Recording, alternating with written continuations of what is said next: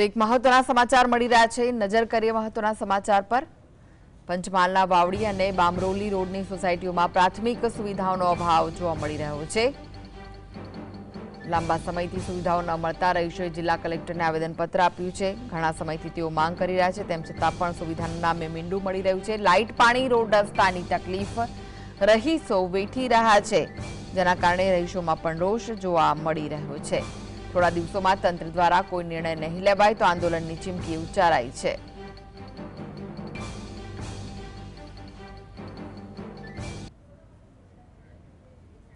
તો વધુ વિગતો માટે જોડાઈ ગયા છે સંવાદદાતા રવિ। પ્રાથમિક સુવિધાનો અભાવ જોવા મળી રહ્યો છે, લોકો પરેશાન છે, શું વિગત છે?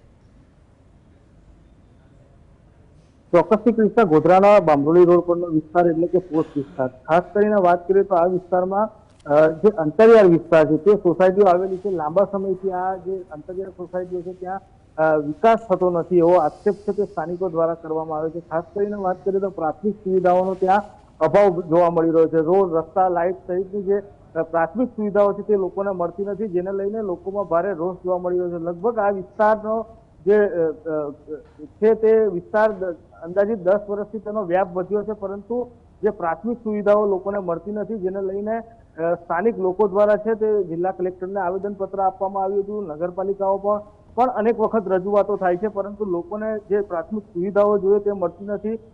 પાલિકા તમામ પ્રકારનો ટેક્સ ઉઘરાવે છે, પરંતુ લોકોને પ્રાથમિક સુવિધા મળતી નથી। તો બીજી તરફ જે રસ્તા છે તે રસ્તા પણ કાચા છે, એટલે કે ઇમરજન્સીમાં 108ને પણ જવાની તકલીફ પડે, 108 પણ ના પહોંચી શકે તે પ્રકારની સ્થિતિ છે તે ત્યાં જોવા મળી રહી છે। ખાસ કરીને સોસાયટીના લોકો છે તેઓ દ્વારા છેલ્લા લાંબા સમયથી આ રસ્તાઓની માંગને લઈને વારંવાર રજૂઆતો તંત્રને કરવામાં આવે છે, પરંતુ તંત્રના જે બેરા કાન તે સાંભળતા નથી ને આંખ આડા કાન કરવામાં આવે છે, જેને લઈને જે સ્થાનિકો છે તે રોષે ભરાયા હતા અને જિલ્લા કલેક્ટરને આવેદનપત્ર આપ્યું હતું। અને આવેદનપત્ર આપ્યા બાદ તેઓ દ્વારા જે રજૂઆત કરવામાં આવી તેઓએ જણાવ્યું હતું કે આગામી દિવસોમાં જો વહેલામાં વહેલી તકે પ્રાથમિક સુવિધાઓ પૂરી પાડવામાં નહીં આવે તો આંદોલનનો માર્ગ અપનાવીશું। ત્યારે હવે જોવું રહ્યું કે તંત્ર ક્યારે આ વિસ્તારની અંદર પ્રાથમિક સુવિધાઓ જે છે તે પૂરી પાડે છે। જી આભાર રવિ, સમગ્ર માહિતી